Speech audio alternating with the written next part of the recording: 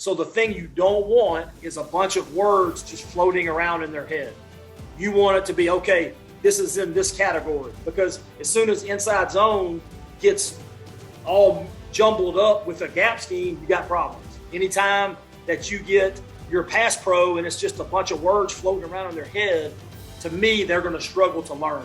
And if you can keep it in nice, tidy little groups, to me, you become a better teacher. Today's episode is with national champion offensive line coach of the Georgia Bulldogs, Matt Luke. Coach Luke retired after the national championship, and he explains that here in the introduction to his talk. But he was part of the Cool Clinic this past week and gave a very informative presentation on grouping your schemes, how to simplify your teaching. And he had some great video to go along with this. I highly recommend checking out all the Cool Clinic presentations. You could get the replays at cool2022.coachesclinic.com. And in this one, Coach is going to talk about how he thinks about all the different schemes that they use as an offensive line and how to best group those together for teaching and install. So here's Coach Wiley introducing Coach Matt Luke, who is the offensive line coach for the 2021 national champion Georgia Bulldogs. All right, now the national champions, the University of Georgia, we have Matt Luke. Matt played at Ole Miss. He was at Ole Miss, and he went to Murray State, and he went back to Ole Miss. And he went to Tennessee, and he went back to Ole Miss. Okay? Right? And he's at Ole Miss again, and all of a sudden, he had a chemical imbalance that took place in his blood. He became the head coach. I don't know why he wanted to do that, but he did it at his alma mater. He moved from Ole Miss to the University of Georgia and won the national championship, which everybody would like to have one of those rings. Congratulations on your success. Thank you, Coach.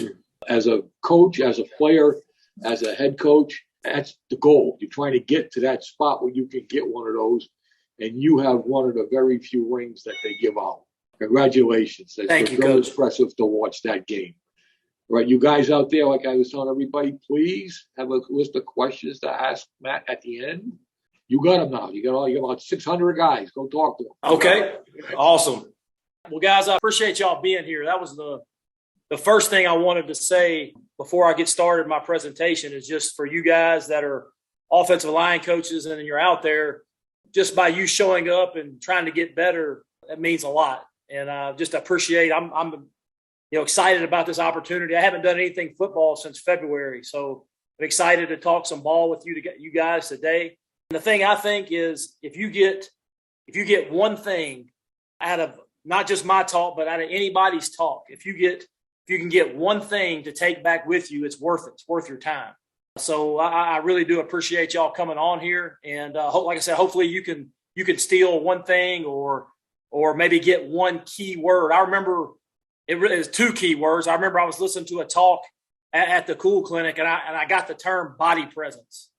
And it really helped me in my double teams because I was using another term at the time, and it was like early on. And just the term body presence, I just thought it really helped me. And then I remember going back and teaching that Bob used to send out these DVDs, this DVD collection of all the talks. It wasn't on the computer. It tells you that I'm pretty old, but I would go back in the DVDs and watch Inside Zone or watch Alex Gibbs and Outside Zone, or I was struggling with a pass pro technique. I would go back in these DVDs and I would find something that would help me. So I really appreciate y'all being here. And like I said, hopefully you can get one thing out of this. And again, before I start talking, I did here recently in February, I made the decision to retire. I've been basically an offensive line coach my entire career. And for those of you guys that are aspiring to be head coaches, in my opinion, O-line coaches make the best head coaches because they're relationship-oriented guys.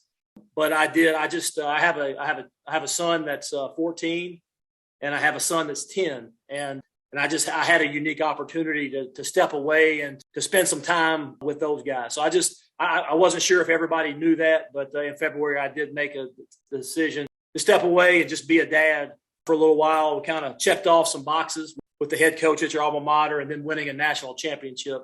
But like I said, I appreciate you guys being on here. With that, let's get started. What you can expect is I want to talk to you about grouping plays. But while I'm talking about grouping plays, I'm going to have a little sample of each of our schemes. So you're going to get a chance to see some inside zone, some outside zone, 3 or 4 different gap schemes, counter OT, the duo play. I got a few of our T-word plays with the pin and pull, and then a couple of pass pros. So you'll get a pretty good sample of our whole offense. But I do think very, very important to compartmentalize your plays. And what do I mean by that? I think as you go and you're trying to figure out how I'm going to install, like how am I going to teach this? I think it's very, very important. And we came up with this idea in 2006 at the University of Tennessee. We were a huddle team with Coach Cutcliffe. And then 2007, we went to no huddle. So we were coming up with all these different words. And how are we going to teach this? How are we going to transition from huddle, where we're telling everybody a lot of information, to no huddle, where you're maybe using 1 or 2 words to try to describe the whole play? And it was scary. It was really scary as an O-line coach, because there's a lot of information that you need to be successful. As an O-line coach, you need to know, is it a tight inside run? Is it an open side run? Is it a split flow run? Like, give me some information. I was really, really nervous. But as you're looking at this, I do think when you're building your library of plays, you have to group them together. I group mine together as all zone plays, inside zone plays. Then I put outside zone plays, and there was a category. And what I mean by compartmentalize, I mean a category. So all of our inside zones were states. All of our outside zones were snakes. All of our gap schemes were animals. All of our T words were like transportation type. And so you kind of get what I'm saying. You have to group your plays together so your players understand them. Now, having said that, you got to have a way for a direction. And like, so if you want to do Texas, so Texas true is inside zone to the right. But you just got to make sure that you're doing a good job of being descriptive, because there's a lot of states out there. There's 50 states. You can be very, very descriptive with how you teach it. Because I wanted to know, is it to a tight end? So, you could put a T word in there for to a tight end, a state with a T, Texas. You could do a Y in there. If you call the tight end a Y, you could have a state with a Y in it. Anything like that to be descriptive. Split flow, that was important to me. So just make sure that you're doing a good job of grouping your plays. And I think your players, especially if you're going up tempo, they only have so much dish space, especially high school, college. You don't have a whole lot of time to meet with them. So the thing you don't want is a bunch of words just floating around in their head. You want it to be, okay, this is in this category, because as soon as inside zone gets all jumbled up with a gap scheme, you got problems. Anytime that you get your pass pro and it's just a bunch of words floating around in their head, to me, they're going to struggle to learn. And if you can keep it in nice, tidy little groups, to me, you become a better teacher and you become a better installer. And I think once you get it on your board that way, and I still, till when we stopped in the national championship game, we had to go to the hotel. But in that hotel, on that board, I grouped all the schemes for them. Hey, this is all the inside zones we're running. This is the outside zone. This is the gap schemes we're carrying. All right, these are the screens we're running. But it was all up on the board, just like it was at our home base.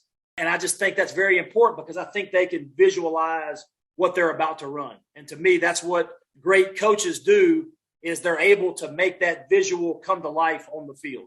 So I think that's very, very important. But make sure each scheme has a theme, and that's where you can be creative.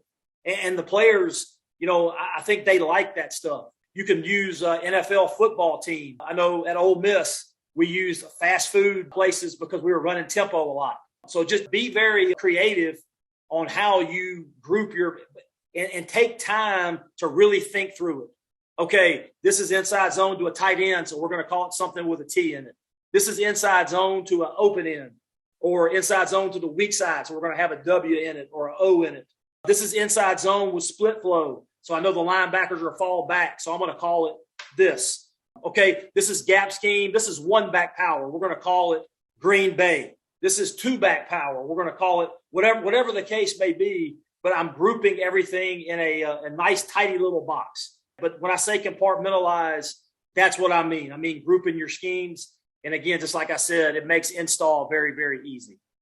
All right, so going on. So just starting with inside zone. We were an inside zone team. Felt like we could stay on schedule with inside zone.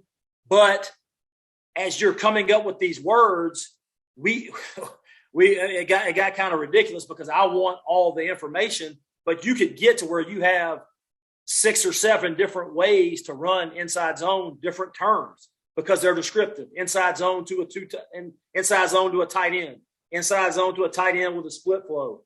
You might have open end inside zone, but all those things are important for the offensive linemen to know. And, that split flow deal was big to me because the linebackers play it different.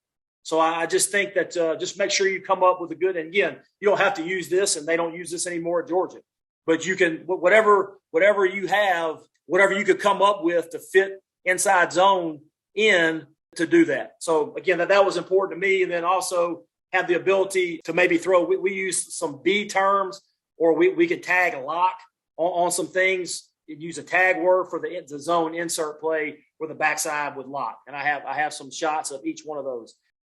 One advantage to having clear and concise language that has a definitive meaning for your players is that it allows you to effectively and efficiently make adjustments as well as communicate with staff as the game is going. A tremendous tool for making adjustments on Friday nights is your instant replay system. But the effectiveness is very dependent on having great technology, and that's where our partner of the Coaching Coordinator podcast, SportScope, excels. When you go feature by feature and compare SportScope to the competition, it's a no-brainer. From the speed in which you can access video from the previous play to what it will cost your program overall, SportScope wins in all regards.